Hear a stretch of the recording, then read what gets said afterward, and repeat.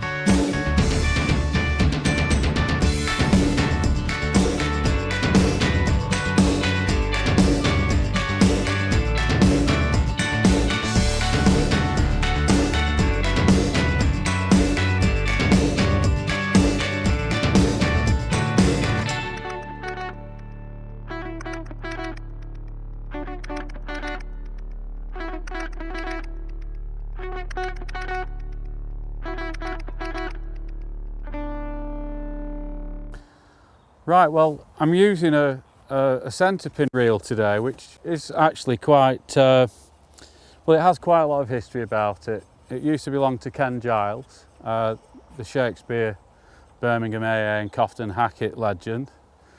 I like using a centre pin on the Ribble when it's up and coloured because it enables you to carry on fishing the float when the conditions could be a normal fixed bill reel.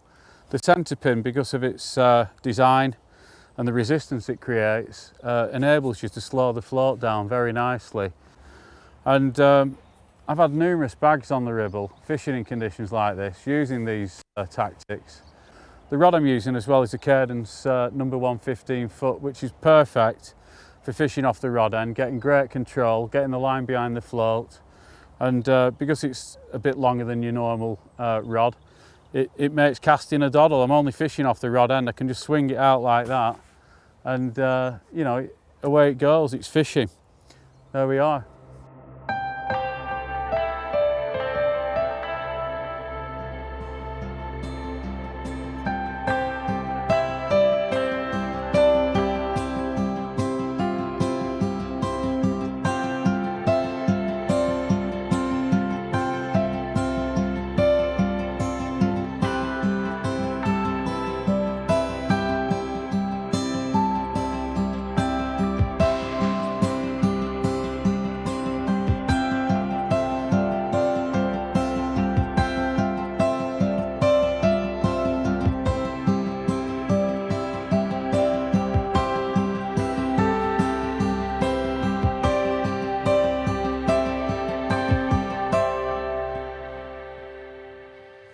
One of the things that can put people off using a centre pin is the perceived difficulty in casting a float using one.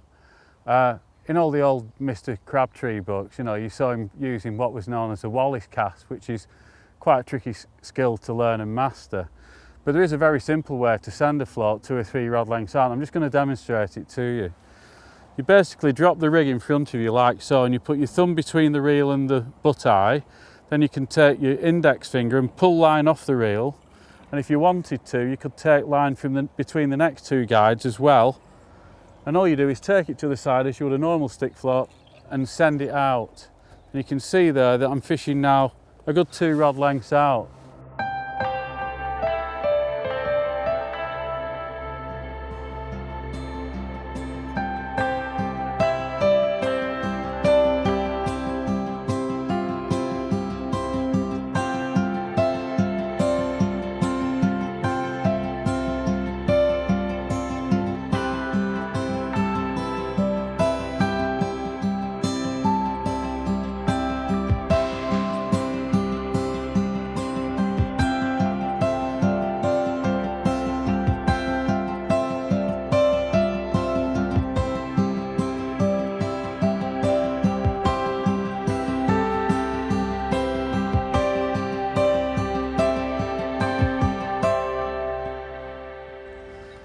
You'll notice that I'm actually feeding upstream of the peg instead of in front of me where I'd normally feed if the river was at normal level.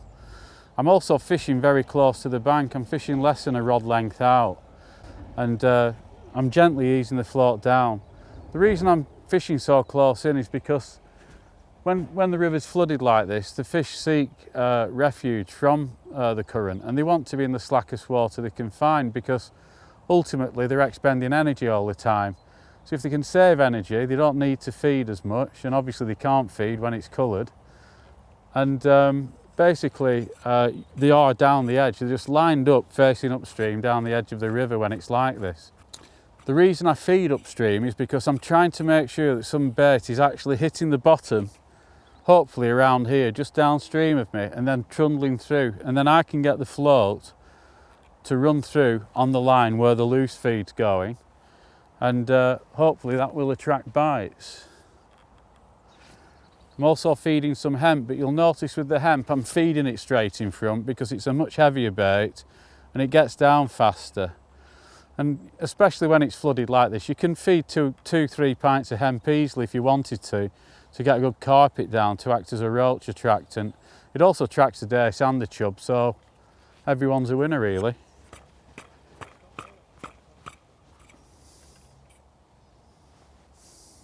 Controlling the float with a centre pin is actually a lot easier than many people think, because essentially the float fishes itself because of the way that the reel rotates according to the power of the flow and the weight of the float. But I think it's very important just to talk for a moment about the physical side of control, which involves using your thumb. You can slow down the float even more just by applying gentle thumb pressure. The other important thing is line choice, because in this day and age of commercial fisheries, a lot of anglers are buying £5 and £6 line all the time these days. But for river work, you ideally want a line of between 0.12 and 0.14 diameter. And I've just started using some that Dave Harrell makes. DH angling float line in 0.14, which has a breaking strain of £3, but it's actually very, very supple. It floats naturally, which is a good thing, and that's an important point too. You do want to try and get a line that floats, so you can use things like Bay of Pearl on, or Drennan float fish, or the DH angling line. You can also treat a sinking line just using a silicone-based spray like Mr. Sheen, or you can buy specialised floatants from Tackle Shop. You know, the longer the rod you can use comfortably, the better, because it enables you to cast easier, and it enables you to get the line lined up directly behind the float as you trot down. But it's very important to get the right sort of rod. I'm using the Cadence #1 15-foot match rod. It's got a fast action tip, but it's got some power in the bottom mid sections, which will help you to control and subdue bonus fish. Balance is also very important. You don't want a rod that's tip heavy that wants to, go down. You want something that feels balanced and light in the hand. And the Cadence #1 certainly fits the bill in that respect too. So, as I said, a balanced rod, a long rod with a good tip action to cushion the lunges of decent roach is a winning combination.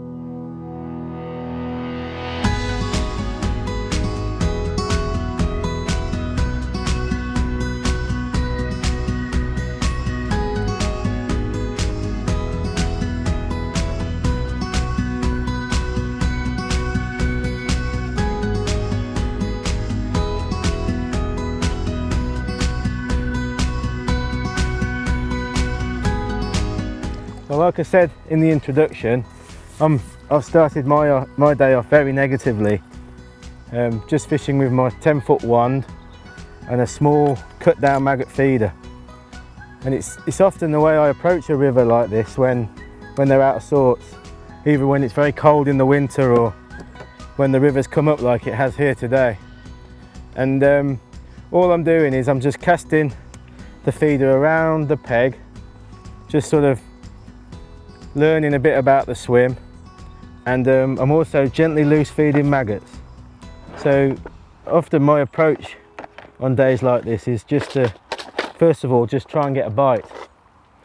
Obviously we want to catch on the float and we want to catch a good net of fish, but I think on days like this it pays to start off really carefully. It's what it's proved this morning. I've had 3 eels, a couple of roach and a couple of dace.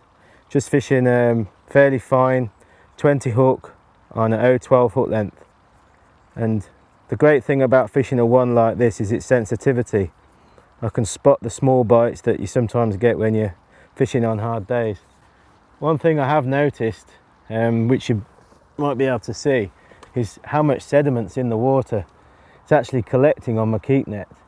And when you're river fishing, that's often a bad sign. It shows you that the river's carrying a lot of sediment, and hopefully as the day progresses and the river drops, that sediment will start to clear out. And that's another reason why I like fishing a little feeder like this when it's coloured, because I think the fish are probably a bit more static on the bottom. They're not moving as round as much, and with a small feeder like this you can find where they're feeding and where they're holding out in the swim and keep casting in the same spot.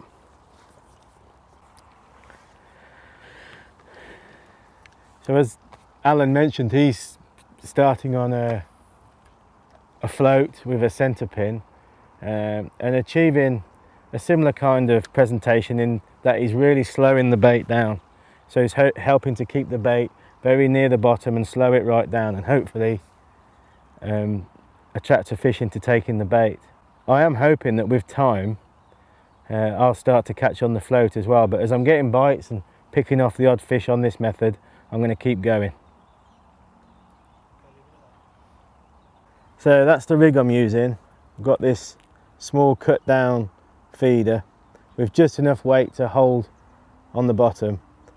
And I've found today that I was missing quite a few bites, and contrary to what you think, I haven't shortened the hook length, I've actually increased it.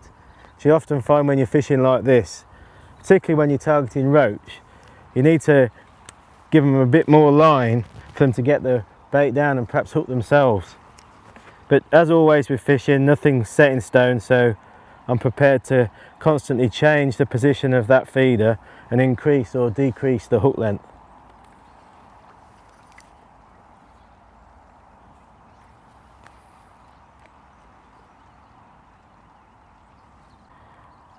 As with all feeder fishing and ledgering, still waters or rivers, the angle that you have the quiver tip to in relation to your lead or feeder is so important. It really can make a difference. And because I'm fishing this small feeder or straight lead down the peg, I'm keeping the rod down and I'm trying to get around about a 90-degree angle between the tip and the feeder. If I was fishing further out in the flow, I'd probably want to hold the rod up with a bank stick and fish it on a small bow, and that would help me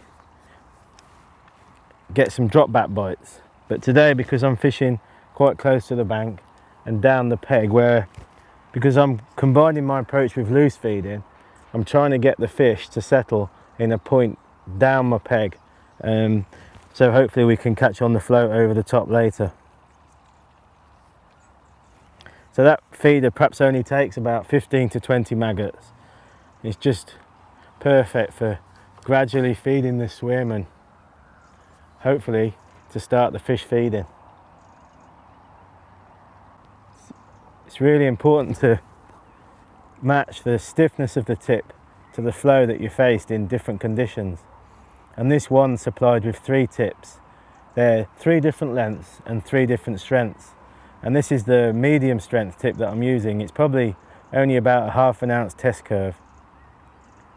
And if I'm honest, I perhaps could have done with the stiffest tip today, because that tip's bending around just a little bit too much, but I'm sticking with it because I'm getting some bites and I am hooking some fish.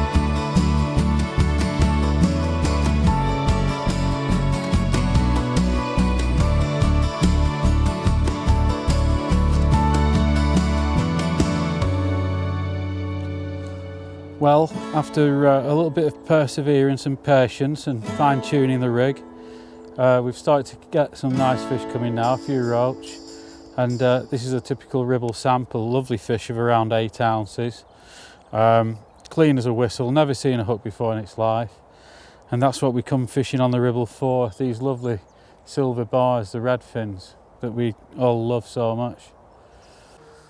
Well, things are changing and things are starting to look up now. The river's dropped at least a foot since we got here. The sediment and the suspended silt is starting to drop out, and we're actually starting to get bites and catch fish now. I've had 3 or 4 roach in the last 20 minutes on the float, although I did change the rig. I started off on a 3-gram Avon. I changed to a Steve Mayer dome top float. Even Mr. Magoo could see this, it's got such a big top, but that enables me to hold back even harder. The flow's changed as well, it's slowed down a bit, but it's a real balancing act, just getting everything right, and seem to have located a few fish down the peg. Because the flow's changed slightly, I'm also feeding more in front of me now than upstream, because I know I can gauge where my bait is going, and obviously that's very, very important. I wouldn't say we're totally out of the woods yet with the colour. We could do with a little bit more clarity in the water, but I'm confident we'll catch more this afternoon, and I'm always up for a challenge, so let's see what the afternoon brings us.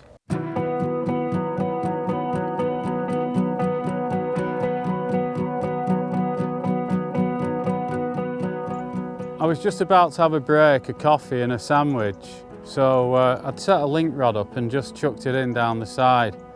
Gone up the bank to open my sandwich. Had to run down the bank to avoid the rod being dragged into the river, and I don't know what I'm attached to here, but it's a decent fish. I'm on 2 pound Maxima reel line and a 0.10 hook length with a size 18 Colmic B957 hook, and I know the hook won't let me down because they're brilliant and they're very, very strong for the gauge, but it's whether we can coax this rascal out, whatever it is. Time will tell. Watch this space.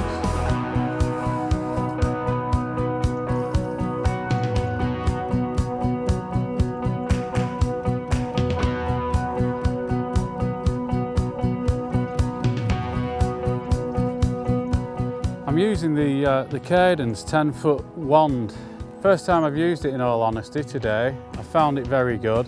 It's got a nice progressive action. You can see it bends from the butt right through, which is what you want to cushion bonus fish. I mean, you don't really expect to catch fish like this on a wand, but if it gives you a fighting chance of beating a bonus like this and putting it in the net, especially in a match, then there's nothing wrong with that at all, is there?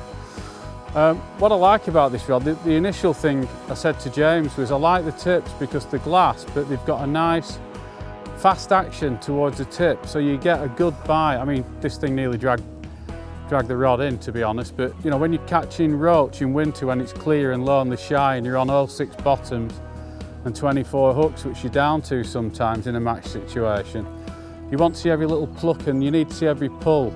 And the problem with a lot of the rods these days is that the tips are too flat in the way that they bend, so you don't really see anything until the fish has either sucked the bait in and spat it out, or you know, you've just missed it altogether. So initial thoughts are that, you know, they're excellent, these rods, and I'm just hoping I can keep this out of the undergrowth. It's having a go.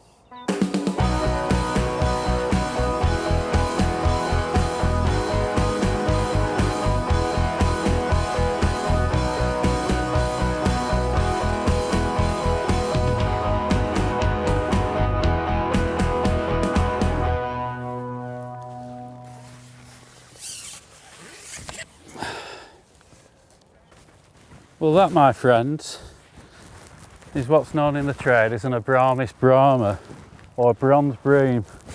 Let me see if I can pick it up. Beautiful fish, as you can see, in prime condition. And what's known in the trade as a Brucey bonus on a day like this. Fishing, eh? I'll go to foot of oysters. Well, we've noticed the river's been dropping quite fast, so I decided to try the stick float, and I've been rewarded with a nice roach, probably 3rd run down, so that's really encouraging.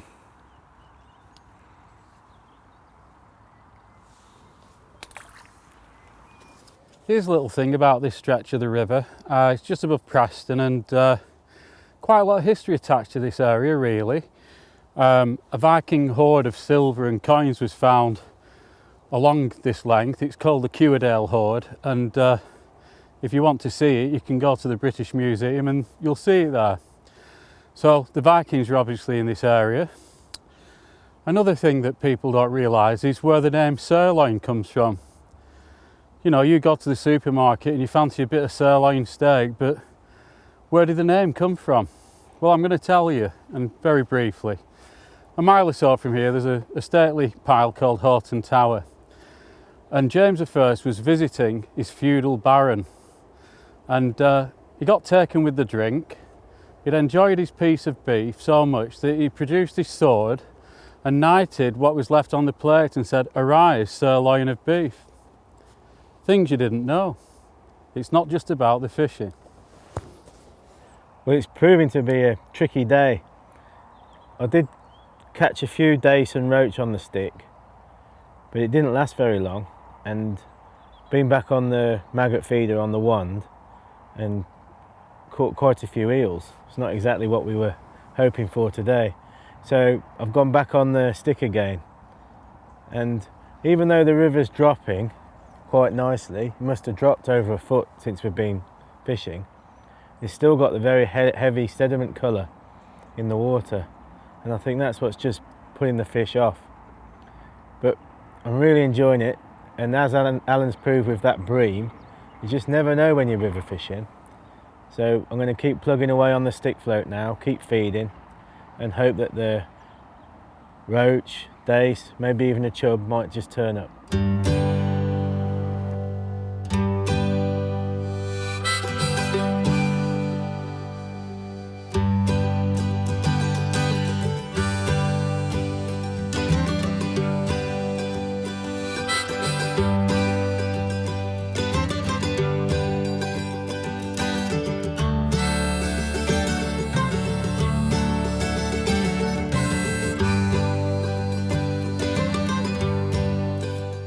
We're just having a break from the fishing just to talk rigs for a moment, and it's been really interesting because Alan started catching a few fish on the float with his centre pin, and I noted that he was using a different pattern of float to me.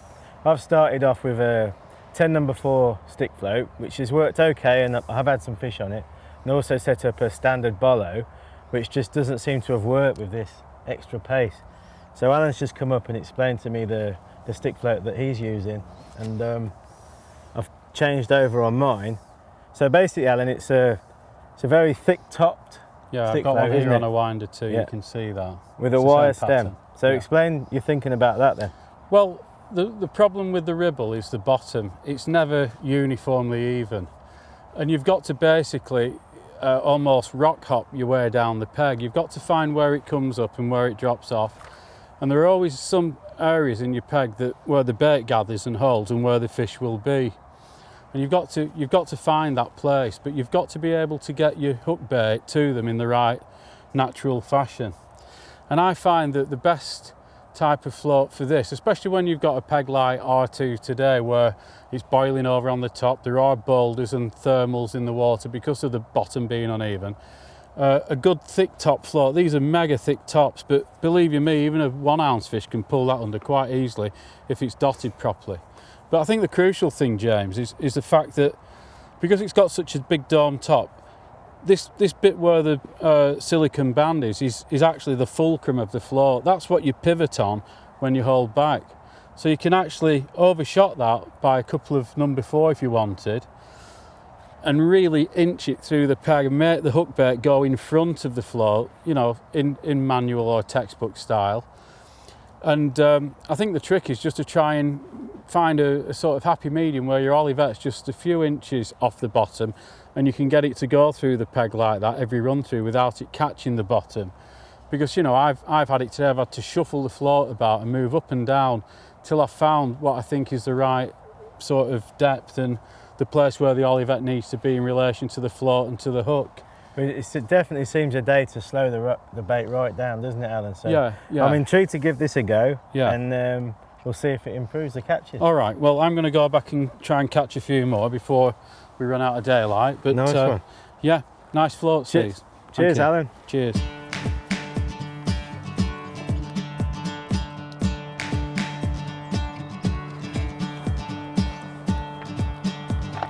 Well, there we go. It's just a small chub, but Alan's method has got me a bite.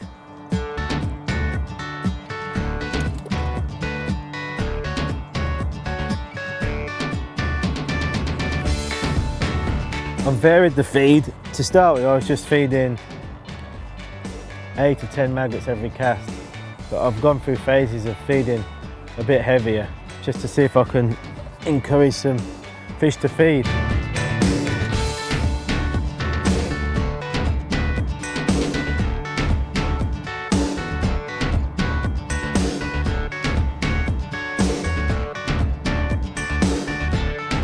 Me and the cameraman were just having a discussion about the Ribble, throwing up surprises, and I've just hooked a better fish. It's playing a bit strangely. I'm not sure if it's foul hook. It's an eel. No. Oh well. That is a surprise, I suppose, on the float to catch a big eel like that, especially in these conditions. But if it was a match, it's all weight. So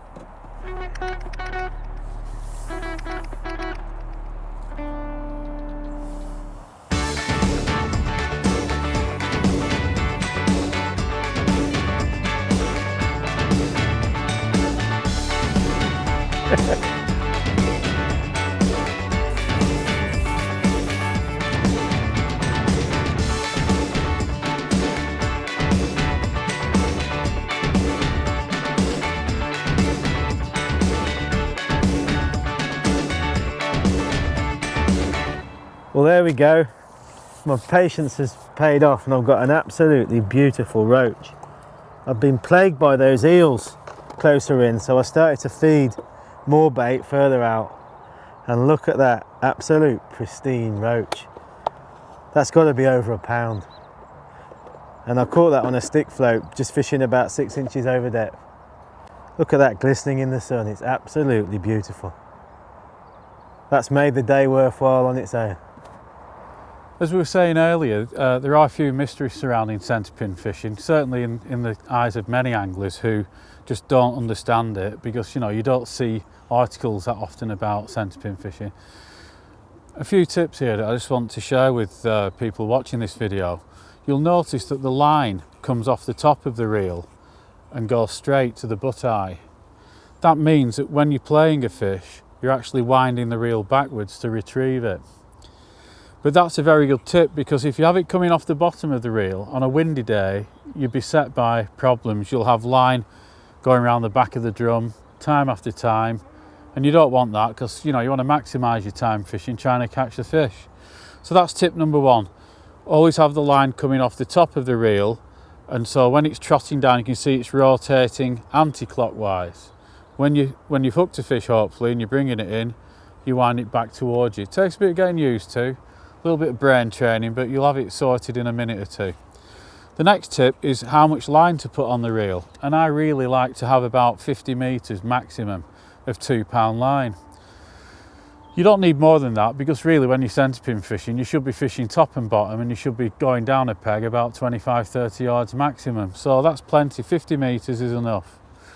The third thing you'll notice is that there aren't any handles on the centerpin. And frankly, you just don't need them. And again, they can get in the way on a windy day because the line can trap around them. And it's not something you want. You just want to keep your fishing as simple and easy as possible. The other thing to say is that obviously when you're retrieving, you can either bat the reel, which is by using a finger on the edge of the rim, or you can put a finger inside one of the holes and just rotate.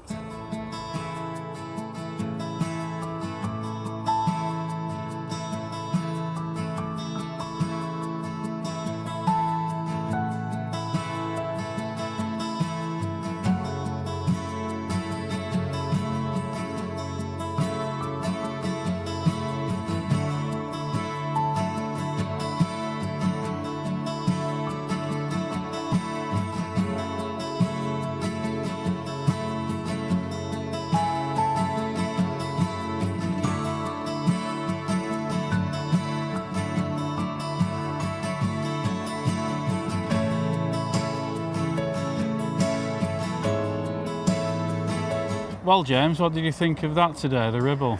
Well, I absolutely love the river, Alan, and what bad luck, the river's fighting off now, and probably tomorrow it would be absolutely bang on, wouldn't it? Oh yeah, it's all about the silt and the sediment, I think. When that starts to drop out, the fish switch on and start to feed.